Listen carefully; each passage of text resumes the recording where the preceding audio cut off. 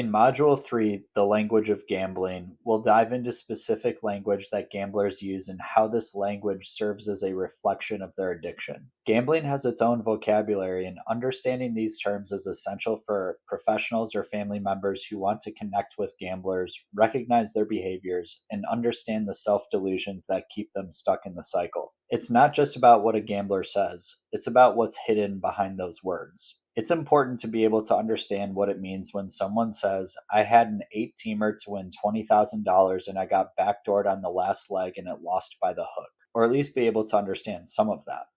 Let's start with the vocabulary. Gamblers have a language all their own, and these words can often be a sign of how deeply they're entrenched in the addiction. Terms like tilt, units, parlays, boosts, and cash outs aren't just casual lingo, they reflect the mindset and coping mechanisms of the gambler. For instance, tilt refers to when a gambler is emotionally frustrated and makes impulsive, irrational bets. It's a sign that their emotions are taking over their judgment. Units, as we've touched on, are often used to measure the amount of money being bet. It might sound neutral, but it's a way of detachment, just like poker chips at a casino. It doesn't feel as real. When a gambler says, I'm just betting a unit, they're potentially downplaying the seriousness of their actions. Parlays offer the fantasy of big wins, but drastically lower the odds. It's not strategy, it's wishful thinking wrapped in math.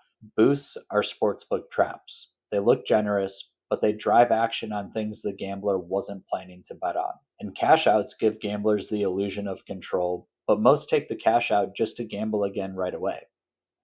The takeaway here, if a client speaks fluently in this vocabulary, they're deep in it. These terms reflect not just behavior, but how they cope, detach, and rationalize.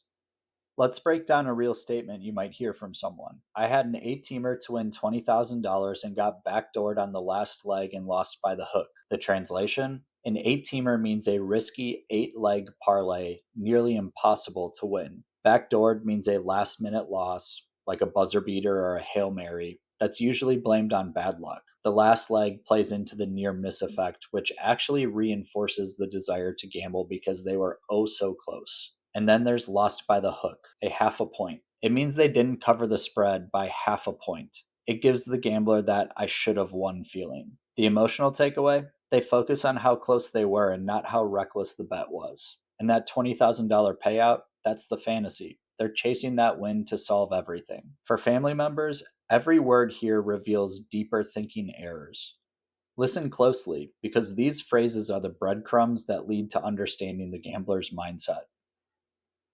Then there's the term retirement. You'll often hear gamblers say, I'm retired from betting, aka, I'm taking a break. But what they really mean is that they're not betting today for whatever reason, which more often than not, it means that they don't have any money to deposit, but they'll be back tomorrow. Retirement is just a temporary escape, not a real change. It's part of the self delusion that keeps them in the cycle. It's meant to be the cool way to tell your buddies that you're not betting while still hiding the severity, as opposed to being upfront and saying, I think I have a problem. That doesn't mean we don't want to stop. We just think we can't. Most gamblers know this story. They've stopped for a few days, no apps, no casinos, and then they had the worst day at work, or something small like being cut off on the road. They might stop to get gas, and the gas stations have slot machines now. Where I live, every gas station within 30 miles has them. I actually remember the other day getting gas after dropping my daughter off at daycare at 7 a.m. on a Tuesday, and there were 5 people sitting there playing slots. Or for me as a sports bettor, I'd just re download the apps and create a new account. They also have a slew of sayings that fall into the social aspect of it all, but ultimately is really just a way to justify betting more. For example, life's too short to bet the under, implying betting the under in a game is less exciting. Or hungry dogs run faster, meaning betting the underdog is the correct bet because they have something to prove, which has no statistical impact whatsoever, but it's fun. Or I'm only one win away from being back. Sharp money never sleeps. Fade the public, which means you bet against the average Joe because they're suckers. Or my personal favorite, the gambling gods will reward me. Or this time it'll be different. Casino gamblers are the exact same. We also have to understand micro betting because it's a fast dopamine loop.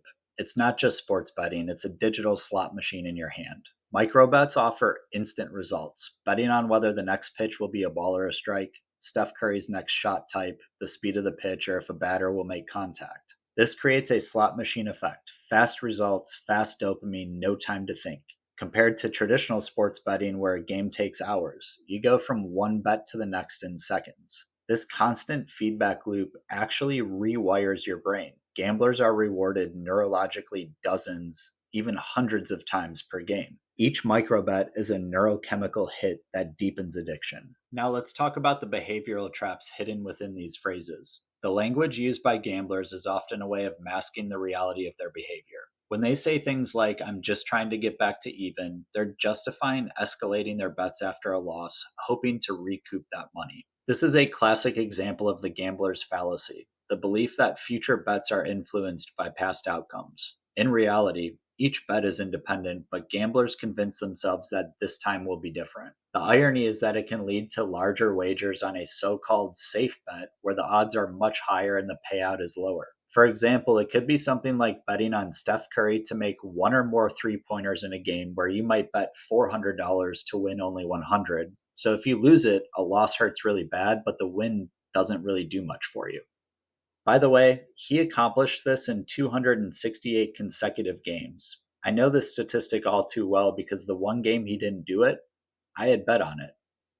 And the funny part is, I used to never make those kinds of bets, but I was looking for action, so I had to do it, and I got burned. Another trap that we've touched on quite a bit is it's just a unit. Again, it sounds harmless, right? But in reality, it's a way of detaching from the emotional and financial consequences of gambling. By quantifying bets as units, they remove the human aspect of it. They don't see the dollar signs, they just see numbers on a screen. This detachment makes it easier to gamble larger amounts of money without feeling the weight of the decision. Let's not forget about the financial delusions that come along with this language. Taking out 1000% interest payday loans, borrowing from friends, or even dipping into retirement funds are common behaviors among gamblers, all justified by phrases like, "I just need to win this back." They'll say things like, "I'll be okay once I have this next big win." But this never happens. Instead, they dig themselves into a deeper hole financially and emotionally. On a rare occasion where they do get out of a hole, they'll use that as justification to continue betting and find themselves in the same vicious cycle. It's called end stage gambling. We don't stop gambling until our account hits zero. Even if we cash out some of the money, we'll likely just deposit it later that day or over the next few days. Honestly, the only time I really felt relief from gambling is when my account was at $0 and I had no access to money for a few days. Of course, I still had the anxiety of not being able to bet, but it was better than being a nervous wreck that felt every bet was literally life and death. The language of gambling addiction is a form of denial, a way to avoid facing the reality of what's happening. And for those who are trying to help a gambler, recognizing this language is crucial. It's a sign that they're trapped in the cycle and need to be approached with empathy and understanding. I used to constantly get offered box seats to games or concerts, private dinners hosted by famous chefs, and I never chose to go for two reasons. The first is that they always offered a plus one, and if I brought someone, they'd ask too many questions. How did you get the tickets? How much did they cost? And really,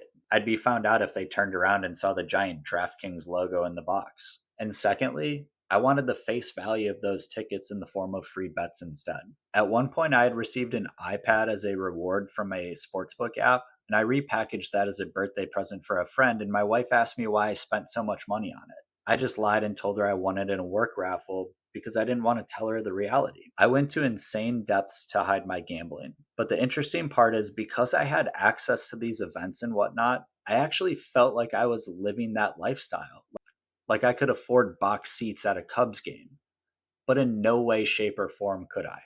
And if I did actually go, it would have been like paying 10x for the actual tickets if you accounted for my losses. This level of deception really took a toll on me, as I had this intense and immaculate web of lies that I had to maintain until it all came crashing down. In this module, we've explored the language of gambling and how it reflects the inner workings of the addiction. From terms like tilt and units to the self delusions that gamblers create to justify their behavior, this language is a powerful tool that can help us understand where the gambler's mind is. By recognizing these words and phrases, we can begin to see past the surface and start to understand the psychological traps that are keeping them stuck in the cycle. In the next module, we'll dive deeper into the psychology of gambling, understanding the biochemical rewards and how the behavior of chasing losses becomes ingrained.